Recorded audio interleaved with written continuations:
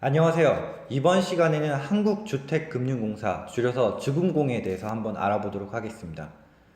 실제로 대학에서 금융공기업 준비반을 운영하시는 두 분 모셨는데요. 제 오른쪽에 솔쌤 서기현 선생님, 네, 안녕하세요. 풀쌤 조지훈 선생님, 네, 안녕하세요. 네, 두 분 모시고 이야기를 한번 나눠보도록 하겠습니다. 그 주금공, 그 모 기업평가 점수 매기는 앱을 한번 보니까 별점 3.8의 기업이더라고요. 굉장히 높았어요, 이게. 3.8이요? 네. 아, 이거 학점으로 따지면 평타 아닌가요? 이게 비교 예시를 드리자면 네. 한국은행이 4.1점입니다. 어느 정도인지 아시겠죠? 모범생이네요. 네, 그렇죠. 네. 높은 편입니다. 네. 그러면 신한은행은 어느 정도? 신한은행이 이제 3.3점. 아, 3.3.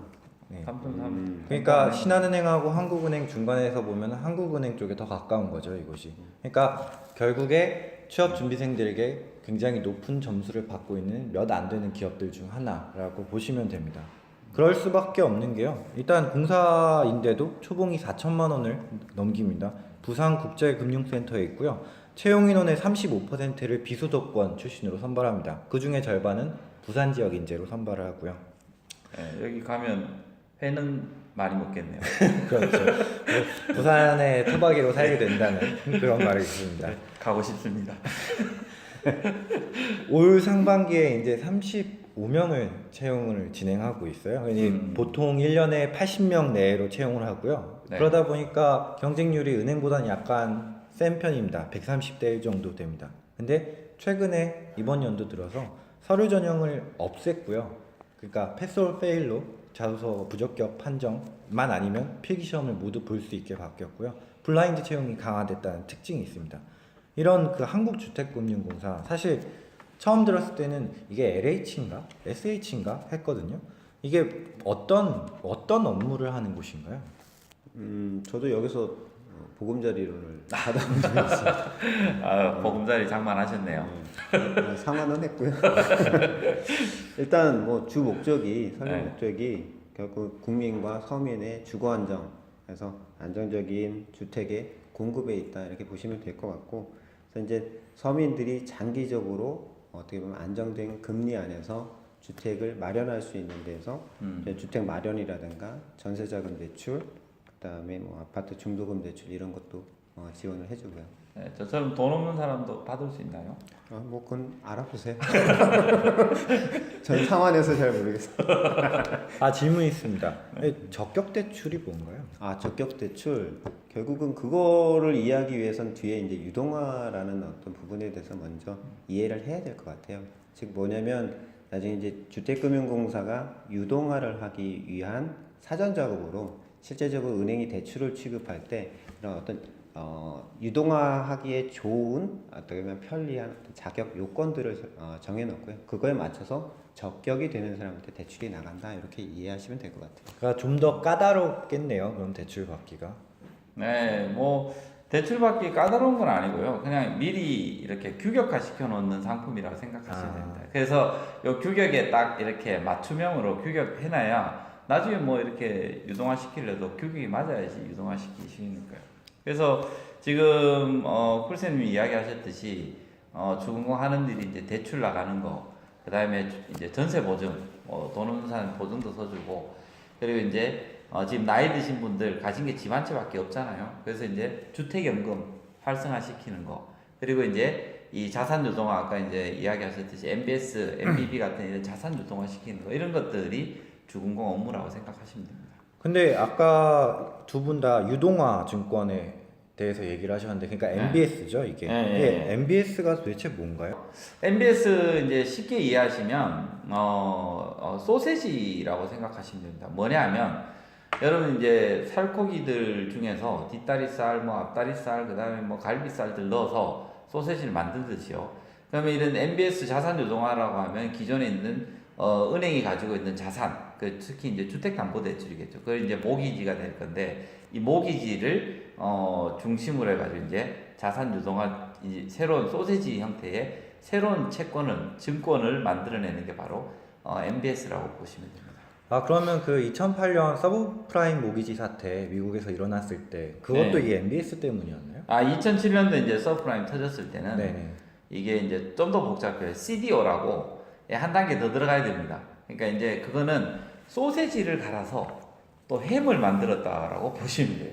그래서 이제 그때도 뭐냐고 하면 이 서프라임 터졌는데 대체 이제 S&P에서 이 받았던 AA, 트리플 A라고 받았던 이 햄이 정말 전부 다 트리플 A로 되어 있는 살코기만 넣은 거냐 아니냐 이게 이제 규명이 안 돼가지고 그 당시 그런 사단이 났었던 거거든요. 그래서 이제 좀 이제 이야기는 어려우실 건데 주택담보대출이 있고 그것을 유동화시킨 게 MBS, 그러니까 소세지라고 생각하시면 됩니다. 그러면 이 소세지를 가지고 또 햄을 만든 거 이게 CDO라고 생각하시면 돼요. 아, 한 번 더 파생시킨 네, 상품이군요. 그러면.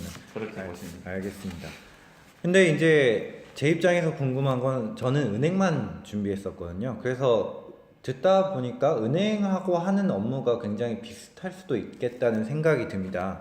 은행하고 하는 업무의 다른 점이 뭔가요, 그러면? 뭐 일단 쉽게 설명한다면 일반적인 그 시중은행의 경우에는 결국은 수익 창출이 궁극적인 목적이다. 일반 사기업이기 때문에 네. 그거라 보면 이런 중국과 같은 공기업의 경우에는 금융공기업의 경우에는 공적인 어떤 역할을 국민을 위한 공적인 역할을 수행한다고 보시면 될 것 같고 결국은 주금공의 경우에 국민 주거 안정을 위해서 어떤 역할들을 공적 기관으로서 행할 것이냐 이런 부분이 되겠죠.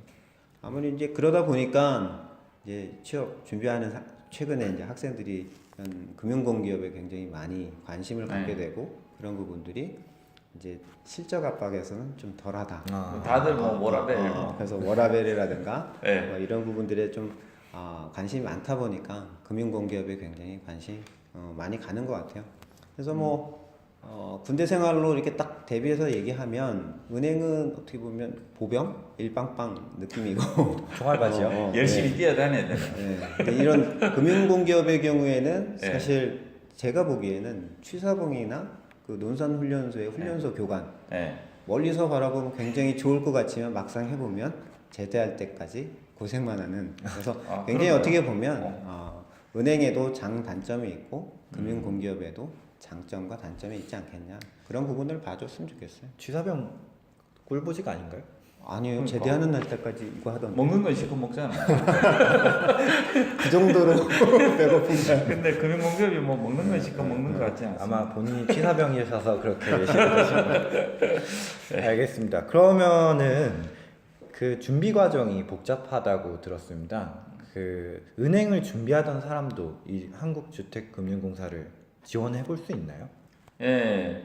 제가 볼 때 뭐 준비 과정이 전혀 복잡하지 않고요. 은행하고 똑같습니다. 어차피 자소서, 필기, 면접 이렇게 가는 건데 대신 필기가 좀 사람들이 많이 이제 부담을 느끼고 있죠. 왜냐하면 이번에도 이제 1차 필기, 2차 필기 이렇게 나눠져 있고 그래서 이제 또 2차 필기 같은 경우는 전공도 있고 이러다 보니까 아무래도 준비 기간이 좀 길어요. 근데 방식은 똑같고 그러다 보니까 은행은 한 제가 볼 때 6개월 정도? 근데 이제 이 주금공 같은 곳은 한 1년 정도 이렇게 보시면 됩니다. 근데 좀 더 이제 어려운 A매치 같은 경우는 이제 한 2년 정도 이렇게 이제 잡는 거죠. 그러니까 기간의 차이일 뿐인 거지 뭐 복잡하고 이런 것 같지는 않습니다. 아, 그러면은 그 1차랑 2차로 필기 시험이 나눠져 있다고 했습니다. 그러면 1차 필기 시험을 어떻게 준비하면 될까요? 뭐 100문제 1차 필기 시험의 경우에는 객관식으로 100문제가 출제가 되게 되는데요. 전반적으로 보면 은행하고 사실 큰 차이가 없지 않나 싶어요. 네. 그래서 최근 기초요. 뭐 기업은행이나 우리은행 네. 좀 논란이 되기도 했는데 뭐 올림픽 종목 뭐가 추가되는지 모르는 친구 네. 어떻게 보면 오히려 금융공기업 여기 주금공 시험이 더 나을 수도 있을 것 같아요. 그래서 이제 다만 좀 차이가 있다면 주금공 관련 업무가 한 30% 정도 비중으로 나오니까 그 부분에 대한 부분 좀 집중적으로 공부를 하셔야 될 것 같고 그다음에 시사 최근 어떤 시사보다는 금융이나 경제 쪽에 대한 지식들 그런 부분들이 많이 나올 것 같습니다. 그러면 이게 단기간에도 준비할 수 있을 정도의 난이도 수준인가요? 단기간에 준비를 해야죠.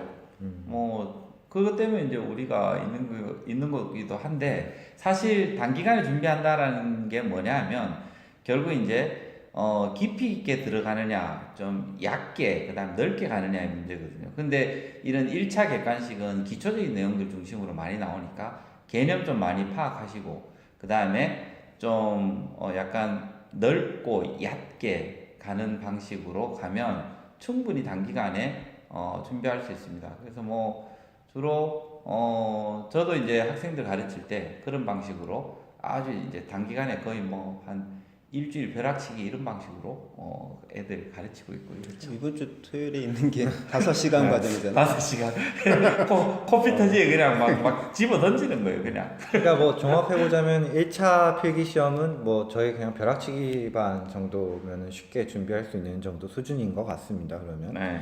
그러고 2차 필기 아까 전에 어렵다고 하셨잖아요. 1년 정도 예. 준비를 한다고 하셨는데 그렇다면 2차 필기가 어렵게 나온다는 소리네요. 네, 2차 필기는 이제 약술도 있고 논술도 나오고 그러다 보니까 전공도 내용이 이제 깊게 들어가는 거예요. 그래서 학생들이 주로 이제 이 전공 예를 들어서 경제학을 기준으로 이제 이야기를 하면 보통 이제 경제, 경영, 법 이렇게 나뉘는데요. 경제를 기준으로 하면 행시 1차 정도는 이제 준비를 해야 된다. 그래서 애들이 대부분 뭐 행시 1차 이제 인간 관련된 거 이렇게 이제 듣더라고요. 그러면 미시, 거시 이거 중심으로 좀 많이 공부를 하고, 그다음에 이제 국제경제라든지 화폐금융 이쪽은 좀 비중이 아무래도 이 주공공 업무하고는 좀 동떨어지다 보니까 그쪽은 좀 비중 줄여서 이렇게 이제 공부를 하더라고요. 근데 오히려 이런 전공은 학생들이 이제 학교 다닐 때 공부를 해서 좀 어느 정도 익숙한데 이 논술이 애들도 굉장히 부담 많이 느껴요. 그래서 이 논술은 또 뭐냐면 주택금융하고 연결된 문제들이 많이 나오거든요. 뭐 예를 들어서 부동산 정책이라든지, 그 다음에 주공공과 관련된 어떤 상품들, 그 다음에 이제 주택금융연구원에서 나오는 각종 보고서 자료들, 그게 뭐 주택시장의 전망이라든지 미국 금리 인상과 또는 지금의 금리 인상과 관련돼서 주택시장 어떻게 될 건지에 대한 문제들이 많이 나와요. 그래서 이런 것들을 이제 별도로 이 전공 공부 이외에 플러스 알파로 또 쫓아다니면서 공부를 해야지만 논술 준비를 하실 수 있다, 이렇게 이제 말씀드릴 수 있습니다. 결국 종합해보자면은 1차 필기시험과 2차 필기시험이 준비하는 방법과 내용이 굉장히 다르네요. 그리고 네. 그 1차 필기시험이 30배수 그리고 2차 필기시험이 2배수인 점을 감안한다면 일단 1차부터 탄탄히 하고 그 다음에 2차에서 좀 더 깊게 들어가는 준비 방법을 써야 될 것 같다는 생각이 듭니다. 네. 그리고 이제 면접에서는 1.3배수가 실무자 1차 면접으로 가는데요. 또 뭐 면접이 은행이랑 많이 다른가요? 어떤 방식으로 진행되나요? 전체적인 면접 방식 자체에서의 차이점은 크게 없을 텐데요. 아무래도 이제 그 서류 전형을 어떻게 보면 이번에 제외했지 않습니까? 그러면서 아마 자소서를 제대로 쓰지 못했어도 필기까지 단계는 갈 겁니다. 근데 그런 부분을 아마 면접 과정에서 굉장히 심층적으로 질문을 하게 될 거고요. 뭐 자소서 항목만 보셔도 본인의 장점을 공사 업무 수행에 어떻게 활용할 거냐 굉장히 난해하죠. 그래서 질문 자체가 굉장히 예전에 자소서 작성하실 때 탄탄히 안 돼 있다면 면접 시에 굉장히 곤란한 경우가 있을 수 있으니까 그런 예상 질문에 대해서 본인의 어떤 답변들 충분히 하셔야 될 것 같습니다. 네. 그리고 아마 주공공의 어떤 업무 내용이나 그다음에 어떤 향후 어떤 부동산이라든가 주공공 업무의 전망 네. 뭐 이런 부분에 대한 본인의 어떤 의견들, 견해들 이런 부분도 잘 준비를 하셔야 네. 예를 들어서 방어가 뭐 되겠죠. 그러면 뭐 이렇게 고령화 시대에 주택연금 어떻게 하면 활성화시킬 수 있을지 의견 이야기해봐라 뭐 이런 게 그렇죠. 나오겠네요. 예전에도 면접을 갔을 때 자소서 기반으로 그러니까 질문이 들어온다고 해서 열심히 자소서를 봤던 기억이 나는데 근데 또 막상 가보니까 질문이 안 왔었거든요. 아, 주공공은 달라요. 이사 담당자들이 자소서를 다 훑어보고 옵니다. 그래서 실제로 후기들하고 이제 면접 보고 온 친구들이 해준 얘기들이 뭐냐면 자소서 가지고 틀렸다라는 얘기들을 많이 할 정도로 자소서 관련된 면접 질문을 많이 던져요. 면접 가기 전에 자기 자소서에 대해서 정확히 알고 또 그것보다 깊게 들어가는 배경 지식을 다 준비를 하고 면접을 가야 된다는 소리네요. 예, 뭐 어차피 자소서는 자기 얼굴이니까요. 그 얼굴 들고 가가지고 이제 물어보는 게 왜냐하면 굉장히 자연스러운 거기도 한데 주군공은 어쨌든 그렇게 원리 원칙에 맞춰서 굉장히 아주 잘 이렇게 면접을 진행하는 곳이다 이렇게 이해하시면 될 것 같습니다. 네. 저희 이번에 5월 4일에 그 이미 주택금융공사가 사실 서류가 마감이 이미 된 상태입니다. 5월 4일이었나요? 어제 아니었나요? 아, 어젠가요? 예, 어제 5월 8일 날. 예. 아, 죄송합니다. 예, 예. 5월 8일. 예. 네. 그런데 이제 필기시험을 치러 갈 텐데요. 그 필기시험 치러 가시는 분들 준비 열심히 하셔서 목표했던 기업 꼭 이루시기 바랍니다. 저희는 이만 오늘은 여기서 마치도록 하겠습니다. 감사합니다.